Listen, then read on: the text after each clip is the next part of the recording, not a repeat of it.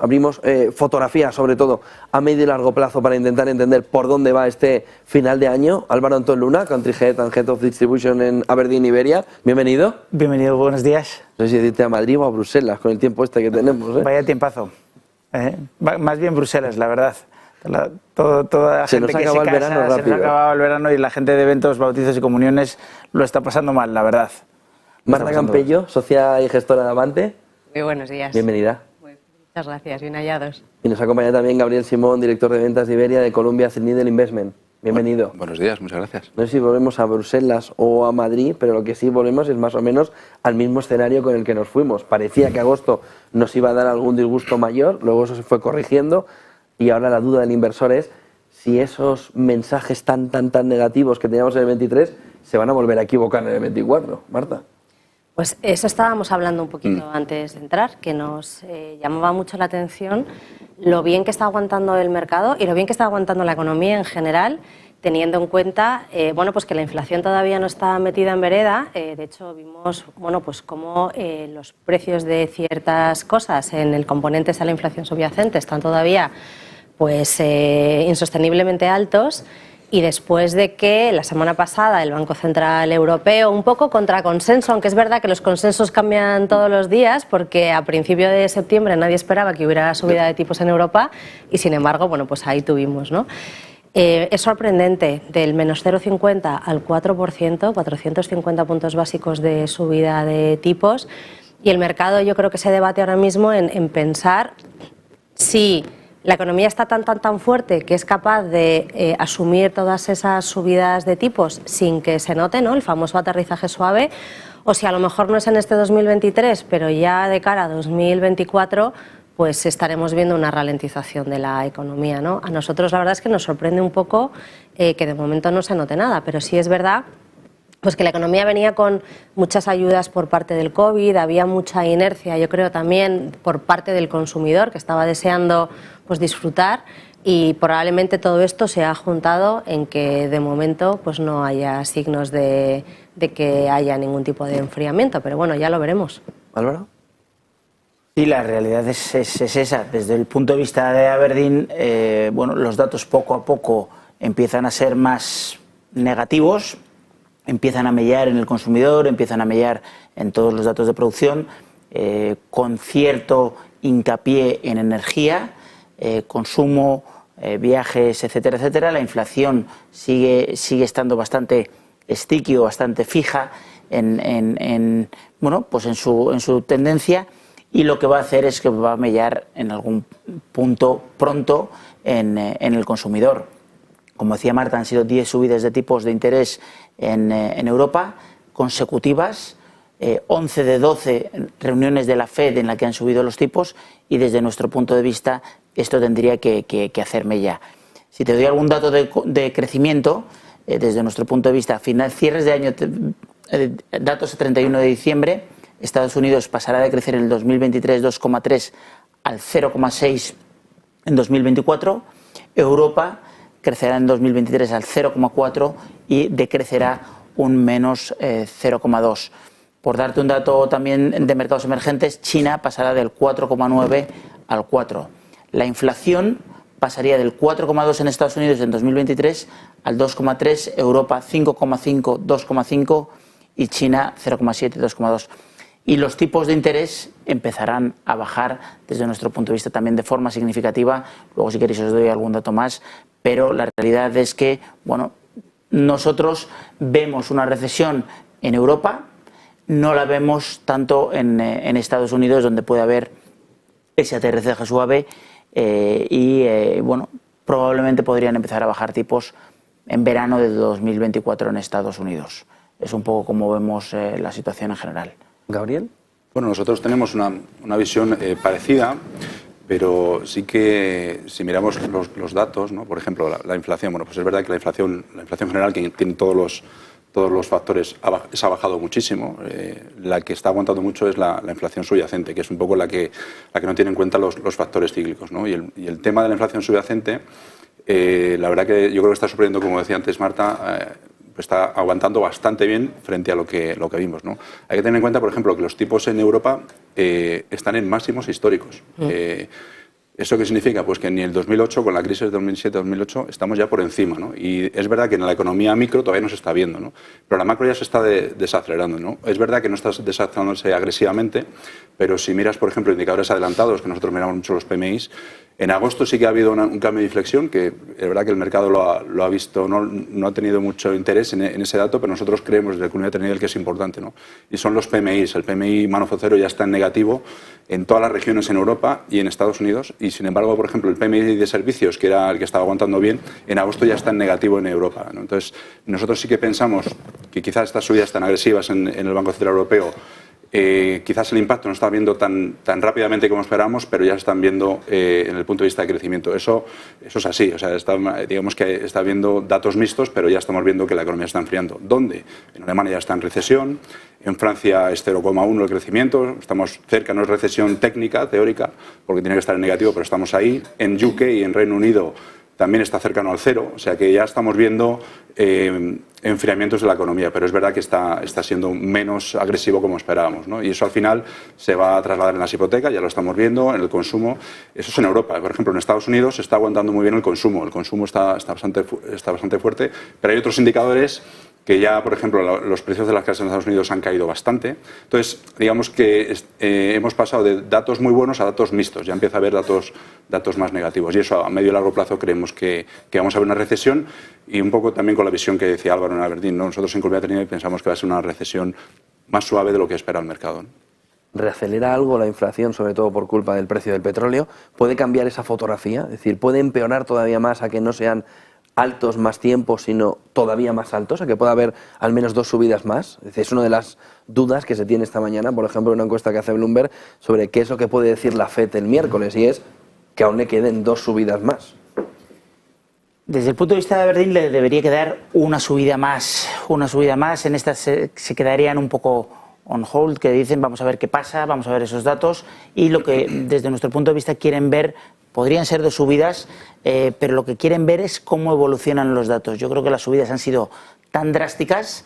Hay un punto que no hemos tocado, y es que aparentemente todo el ahorro que se hizo en el COVID, bueno, básicamente por no salir de casa, poco a poco parece que se ha desinflado, y eso es un tema que ha venido y ha ayudado mucho a esos estímulos de estos últimos años, pero en efecto el petróleo está ahí, estamos en $90 el barril, la producción de petróleo, tanto Rusia como Emiratos Árabes y Middle East están diciendo que van a bajar la producción de barriles entre 300.000 y 1 millón de barriles diarios. Y bueno, eso podría afectar, pero también está afectando el Niño, las danas, todo el clima que ha habido. Los viajes de verano han afectado mucho. Entonces, por ahora estamos en una situación en la que los datos no nos dejan ver realmente qué está pasando en el mundo, qué está pasando en la inflación. Con lo cual desde nuestro punto de vista, la FED quiere ver qué pasa realmente con los datos y a medida ir tomando decisiones.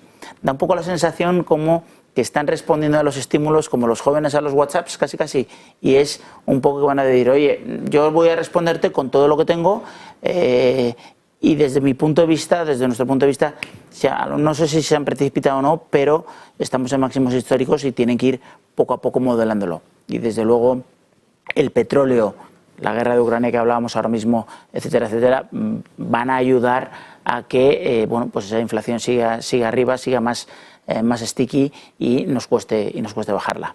¿Gabriel?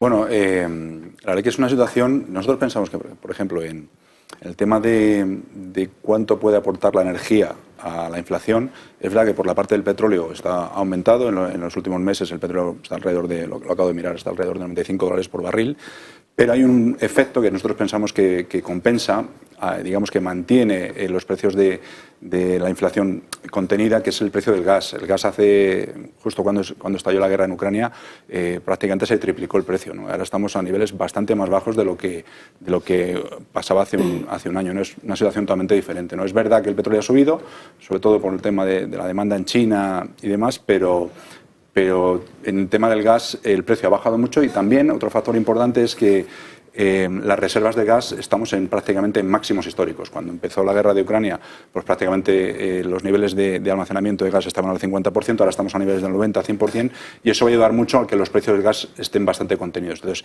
igual que antes comentamos con la inflación, yo creo que nosotros pensamos que el impacto de la energía va a estar bastante contenida, porque es verdad que el petróleo está subiendo, pero que otros tipos de precios, por ejemplo las materias primas, también están en niveles mucho menores que los que hace un año. El gas controlado, va a haber, digamos, que una compensación en cuanto a precios para poder aportar negativamente a la energía, a la inflación, perdona. Marta. Pues es muy complicado, porque para empezar estamos en un cambio de régimen completamente. O sea, hemos estado 10, 15 años con una situación donde de hecho decíamos que la economía era como una tortuga, ¿no? Teníamos bajo crecimiento, muy baja inflación y muy bajos tipos de interés. En Europa sabemos además lo que nos ha costado tratar de generar inflación. O sea, el Banco Central Europeo se empeñó y era imposible, ¿no? Tuvo que venir un shock como el del COVID, luego tuvo que venir un shock como la guerra de Ucrania, materias primas yéndose a las nubes, un consumo desbocado, y ahora resulta que estamos en una situación pues que no tiene precedentes, ¿no? Y sabemos lo que ocurre siempre cuando las autoridades monetarias tienen que luchar contra un ambiente para el cual tampoco hay herramientas en los libros de texto, ¿no?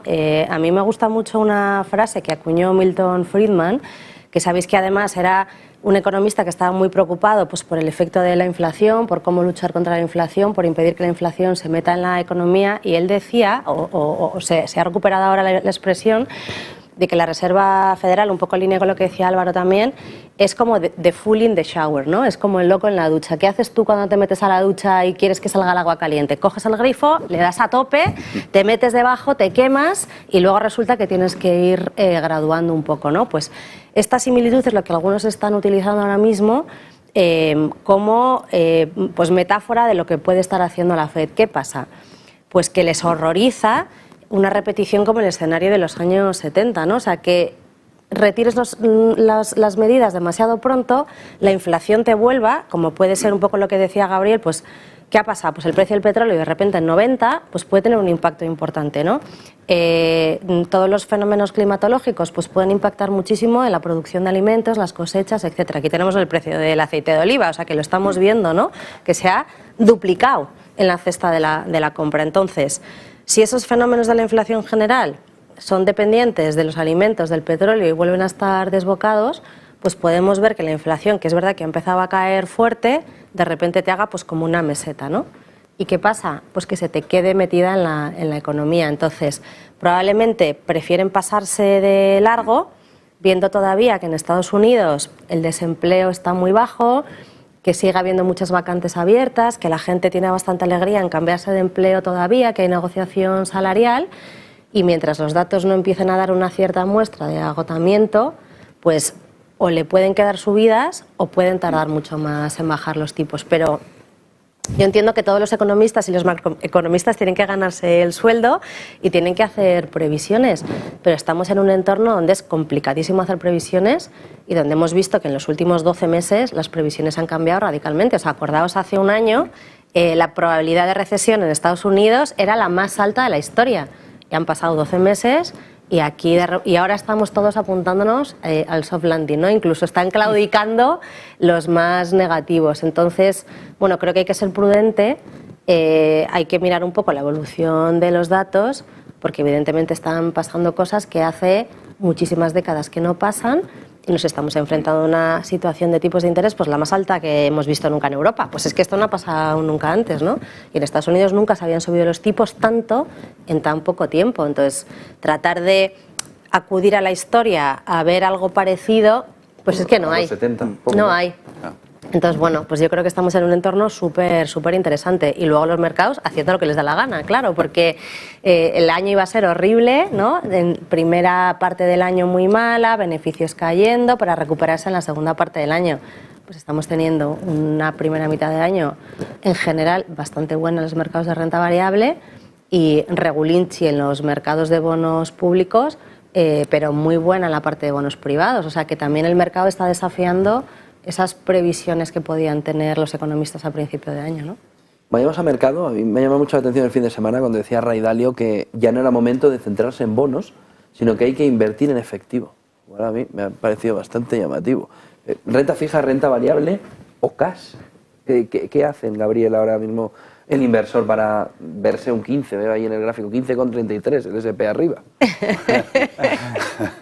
Pues mira, nosotros, nuestro equipo de Asset Allocation, que es un poco el que invierte en las carteras globales, estamos favoreciendo sobre todo, sin ninguna duda, la renta fija. O sea, llega un momento que ya los tipos que te está pagando la renta fija se ajustas por riesgo, sobre todo yo creo que quiero enfatizar esto, ajustado por riesgo, la verdad que es hasta bastante atractivo, ¿no? Sobre todo, comentabas antes la deuda privada, por ejemplo, de alta calidad, lo que llamamos el investment grade, la verdad es que tiene unos ratios, te está pagando por encima del 5% prácticamente sin riesgo, con poca duración. Entonces, nosotros pensamos que en una cartera, cualquier cartera que tenga, cualquier inversor debería tener renta fija de investment grade. El high yield ya nos da un poquito más de miedo porque creemos que los niveles de default, los niveles de bancarrota de las compañías están aguantando muy bien, pero creemos que puede haber sustos por ahí, puede pasar que digamos el problema del high yield es que cuando empieza a aumentar el ratio de default ya es tarde, ya te has comido la penalización, ¿no? Entonces hay que tener, no digo que no tenga sentido para aquellos clientes o aquellos inversores que tengan que puedan aguantar el riesgo, pero creemos que digamos que ajustado por riesgo preferimos el investment grade. Y luego en renta variable no nos estamos bajando renta variable, creemos que hay que tener renta variable precisamente porque la parte micro, los beneficios de las compañías están aguantando bien, creemos que eso puede continuar, pero no de manera agresiva, hay que ser bastante cauto, ¿no? Y por ejemplo en renta variable donde vemos valores en compañías de calidad, ¿no? Que son compañías que en entornos de inflación lo hacen muy bien, tienen capacidad de fijación de precios. Entonces estamos en un entorno, como bien comentaba Álvaro y Marta antes, en un entorno hay que ser muy selectivos, no vale todo, ¿no? Entonces si me dices qué comprarías en una opción, diría renta fija, y si la segunda opción sería renta variable de calidad, ¿no? Esa es un poco la idea. Y desde luego, no tener renta fija y comprar y dejarlo todo en cash, yo creo que es un escenario bastante pesimista. Y eso solo funciona cuando piensas que la inflación no va a parar. O sea, que sigue la inflación, digamos, va a subir indefinidamente, ¿no? No es nuestro escenario. Nuestro escenario de base es que al final la inflación, ya digo, la general ya ha bajado bastante, es que se nos olvida, pero ha bajado bastante, y la inflación subyacente es verdad que tenemos que ver cómo evoluciona, pero lo lógico es que estos niveles de tipos, eso se pare. Entonces, si se para, tener cash, digamos que pierdes dinero. Entonces, habría que tener renta fija, ¿no? Marta. Pues a nosotros en Avante nos gusta huir de las recetas que valgan para todo el mundo. O sea, los inversores tienen necesidades muy distintas los unos de los otros, tienen plazos de inversión muy distintos los unos de los otros y tienen perfiles de riesgo muy distintos. Entonces, tratar de hacer una cartera que le encaje a todo el mundo, pues nos parece que no es la mejor solución, ¿no? Pero vamos a pensar en la materia prima que nos encontramos hoy en el mercado. Pues es verdad que la renta variable, además teniendo en cuenta el desempeño tan bueno que ha tenido en la primera parte del año, y si tratamos de asignarle una valoración justa con las herramientas que tenemos, que es comparar el precio con los beneficios esperados, ¿no? Que es básicamente lo que hemos estudiado toda la vida y lo que hemos tratado de utilizar como ratio razonable. Pues no parece que esté suficientemente atractiva cuando lo comparamos con los comparables que son los bonos privados, que en el fin y al cabo están emitidos por esas empresas, ¿no? Y pues aquí tienes la parte de bonos de calidad y luego la parte de bono high yield. Y hoy se produce una circunstancia que también es un poquito paradójica, que es que la prima de riesgo por invertir en renta variable es más baja que la que te dan los bonos. Entonces eso te estalla el cerebro, pero hoy parece que desde el punto de vista racional no hay mucho retorno adicional por asumir el riesgo de renta variable versus el de los bonos. Dicho esto, también pensamos que una buena propuesta para tener una cartera de renta variable de all weather, como se llama, ¿no? El todoterreno que tendrías toda la vida, son esas compañías de calidad que comentaba antes Gabriel, que es nuestra tesis de inversión fundamental, donde es complicadísimo hacer market timing, donde nunca las vas a encontrar baratas, y para nosotros sería como el fondo de armario que tendríamos toda la vida. Y respecto a lo que comentabas antes de Ray Dalio y del cash, pues depende muchísimo del plazo de la inversión, porque hoy en día la curva de tipos está invertida, tanto en Europa como en Estados Unidos. Entonces, hoy consigues más retorno en los cortos plazos que en los medios y largos plazos. Entonces, si tú tienes un horizonte temporal muy corto, tienes una aversión brutal al riesgo o simplemente no sabes qué hacer con el dinero, pues estar en cash pagándote un 4 en Europa o un 5 prácticamente en Estados Unidos, pues no es una mala propuesta de inversión. Otra cosa es que si tienes un horizonte temporal más largo, pues dentro de 12 o de 24 meses, lo razonable es que esos tipos hayan caído y tú vas a tener riesgo de reinversión, porque no vas a reinvertir al 4%, ¿no? Entonces yo creo que cada inversor tiene que pensar cuál es su horizonte temporal. Si tu horizonte temporal es de muy, muy corto plazo o no tienes un objetivo concreto, pues frente a la angustia que ha sido los últimos 10 años en Europa, que es que perdíamos dinero simplemente por no hacer nada, pues hoy en día tienes un retorno razonable sin riesgo. Otra cosa es que si lo comparas con la inflación, pues a lo mejor pierdes poder adquisitivo, pero es que hoy pasa a perder poder adquisitivo prácticamente si lo inviertes en cualquier activo y lo miras en el cortísimo plazo.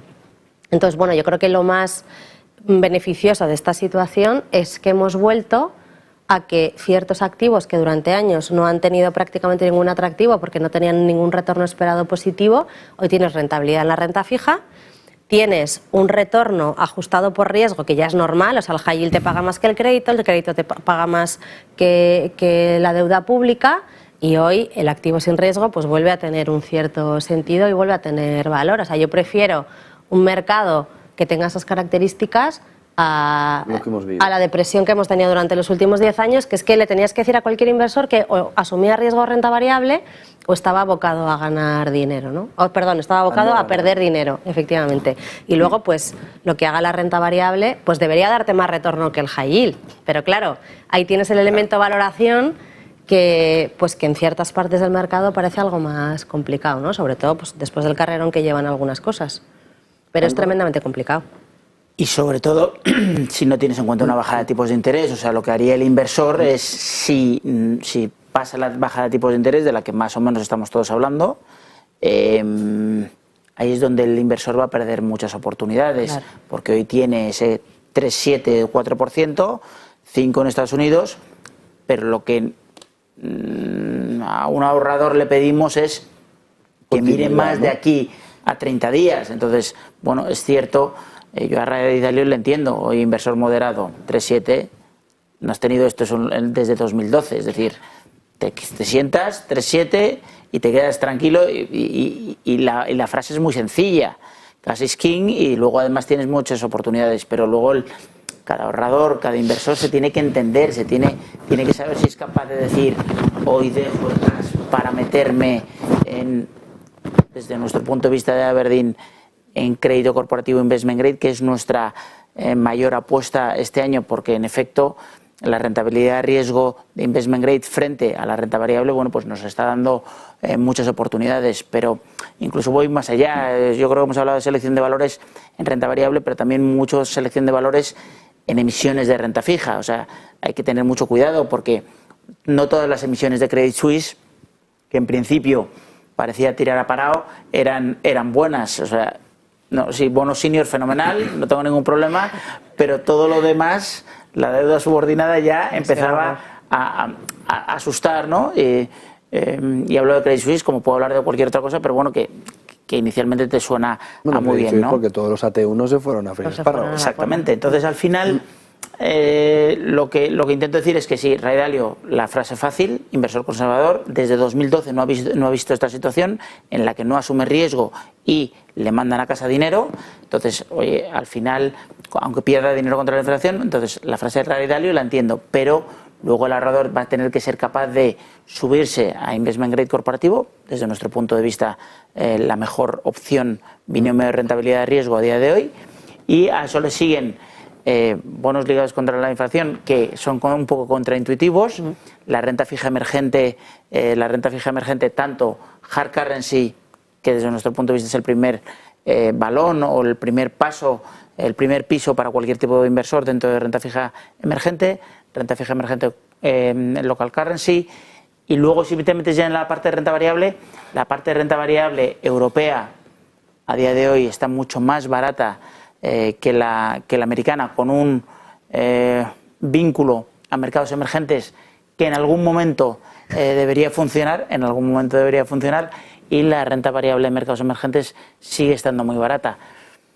Luego tienes la realidad, y es que Estados Unidos los datos siguen siendo muy fuertes, etcétera, etcétera, con lo cual desde nuestro punto de vista hay que tener renta variable, hay que tener lo mínimo, es lo que te dicen los índices, tu índice de referencia, y tienes que tener esa renta variable y luego a partir de ahí irte midiendo. Pero desde luego hay muchas zonas geográficas o muchas compañías que están a precios, a descuentos significativos a los que los hemos estado viendo. Y volviendo a lo que ha dicho Marta y Gabriel del horizonte temporal del inversor, hay hueco para un inversor de renta variable y de activos pues que tienen más riesgo, pero que tienes que meterlos en cartera con esa cautela y sobre todo con ese horizonte temporal. Una última cuestión. China. ¿Estáis preocupados, Marta?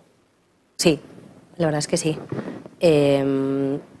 O sea, yo creo que en China siempre ocurre algo que además en los últimos años se ha hecho más patente, que es el riesgo regulatorio, ¿no? O el riesgo de no saber anticipar cómo va a actuar el gobierno en cada momento, ¿no? Vimos un episodio bastante dramático en el año 2020 o finales del año 2020 con la regulación de ciertos sectores de la economía, pues se me ocurre todo el tema de educación, el sector inmobiliario. ¿Qué ocurre? Pues que 3 años más tarde, después de una cerrazón absoluta con la política de COVID-0, pues tiene la economía hecha unos zorros, ¿no? O sea, hay 3 años de gente encerrada, pues lo que está causando es que la economía le esté costando coger tracción. Hemos visto los datos que se han publicado durante los 3 últimos meses, sector industrial pues con muy malos números, el sector exterior desplomándose, las cifras de importaciones y exportaciones cayendo a doble dígito durante varios meses consecutivos. La última lectura parece que ha sido un poquito mejor, pero todavía estamos con caídas de single digit muy alto. ¿Y qué ocurre? Pues que tenemos un sector inmobiliario absolutamente deprimido y con muchas compañías, si no quebradas, a punto de quiebra, ¿no? Entonces, lo que ha hecho el gobierno recientemente ha sido tratar de estimular la economía pues todo lo que pueda, ¿no? Ayudas al sector inmobiliario, moratorias a las compañías inmobiliarias que estaban medio quebradas, actuar a la hora de proveer liquidez al sistema, tratar de ir un poco a la contra de lo que están haciendo otros países subiendo los tipos, pues allí los están bajando, dando facilidad de crédito. Entonces, sí nos preocupa, uno, porque es la segunda mayor economía del mundo y porque cuando tú te planteas incorporar a tu cartera mercados emergentes, pues es que el peso que tiene China es tan brutal que no puedes obviar. O sea, es muy complicado invertir en emergentes sin invertir en China, o que lo que ocurra en China no te contagie o no te contamine a lo que ocurre en la región, ¿no?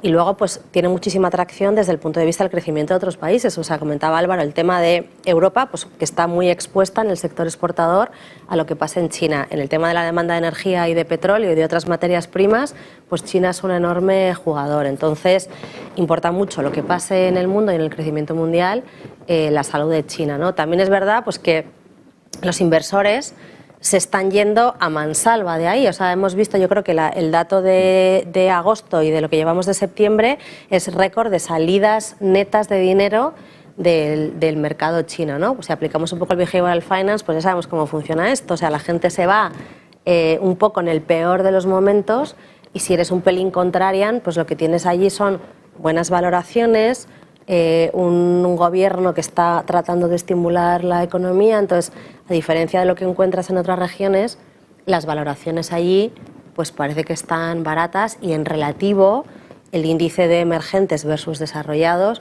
está con un descuento importante, ¿no? Otra cosa es que las cosas, aunque estén baratas, pueden seguir baratas durante bastante tiempo.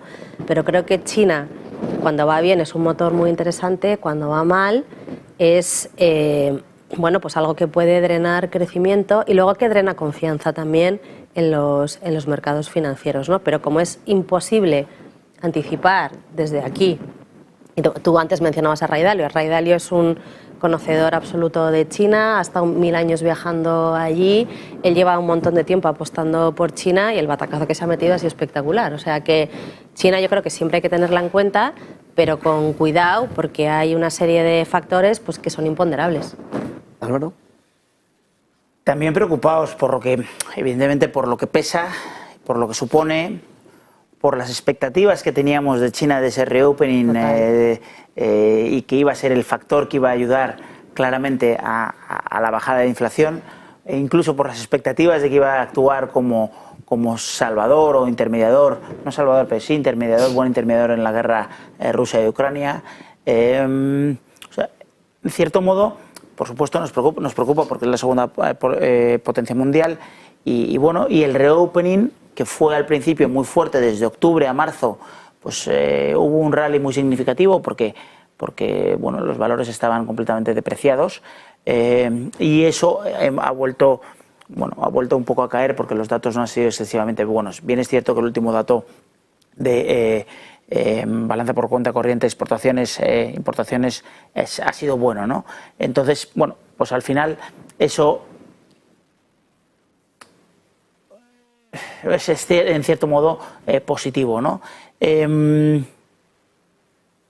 Datos que nos pueden ayudar, bueno, todos los estímulos que está intentando meter el gobierno, que es reducción de tipos de interés, ayuda al inversor, etcétera, etcétera, darle todo tipo de seguridad, pero en efecto uno de los factores que está pesando más es toda la parte del real estate y esas compañías que están profundamente endeudadas y que han intentado bueno, pues hacer de un lo que vimos en crisis española en mercados chinos.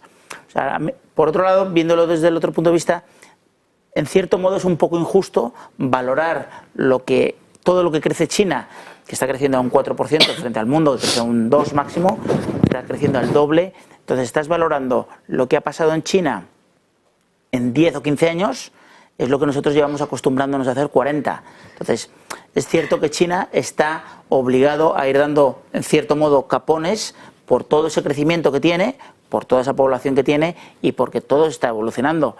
Pero va a ser un claro actor en ESG, va a ser un claro actor en baterías, va a ser un claro actor en toda la parte de energía eólica, etcétera, etcétera. Y no se puede obviar China en ningún caso. Y desde luego, si tienen la posibilidad, es la posibilidad de hacer frente a los estímulos, etcétera, etcétera.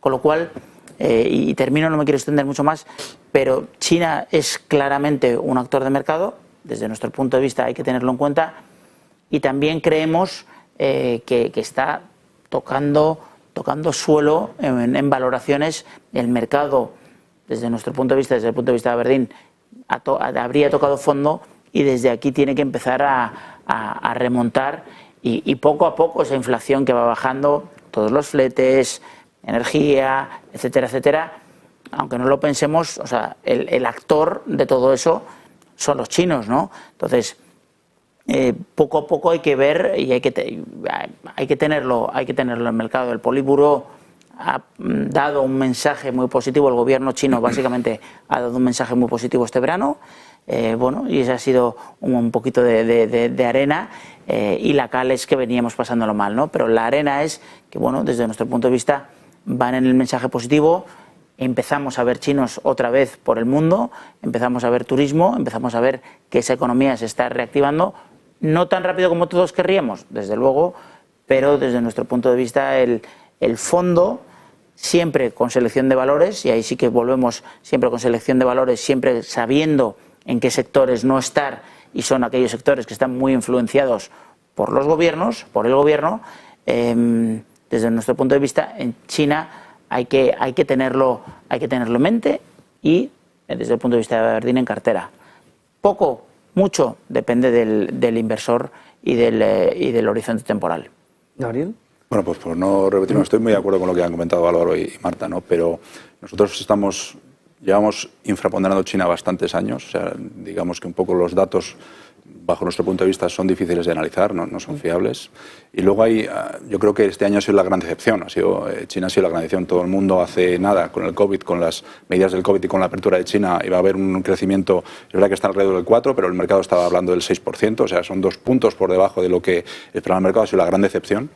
Y nosotros, como digo, que pensamos que China tiene 2 problemas estructurales que son difíciles de cambiar. Uno es el shadow banking, que no se habla mucho de eso, pero el sector financiero en China no es como el que está en Europa, sino que hay un mercado alternativo financiero que eso lastra mucho la economía. Y el segundo punto, que lo hemos comentado antes, es el sector inmobiliario. El sector inmobiliario ya ha quebrado una de las empresas más grandes del mundo en el sector inmobiliario en China y pensamos que eso puede haber, riesgo a que eso ocurra. O sea, ahora mismo en las principales ciudades en China no se están vendiendo casas, o sea, no, digamos, en las principales, ya no digo si te vas a la periferia. Entonces, hay motores estructurales en China que no se han solucionado. Entonces, pensamos que esa visión a medio y largo plazo es difícil que se solucione, por eso tenemos una visión infraponderada en China, pero sí estamos constructivos en emergentes. Nosotros vemos más oportunidades en otros países, ¿no? Evidentemente, la selección de compañías y de bonos en emergentes pues es clave, pero más que tomar exposición únicamente a China, estaríamos infraponderando China y comprando emergentes pues, en Latinoamérica, India, otro tipo de economías que creemos que ahí, digamos que la probabilidad de perder dinero es menor que en China, ¿no? Y entonces esa sería un poco nuestra visión. Gabriel, Marta, Álvaro, gracias por acompañarnos en este inicio de semana. Placer. Semana y buen negocio a los tres. Igualmente, gracias. 9:29, apertura así un poco mixta, enseguida volvemos y entramos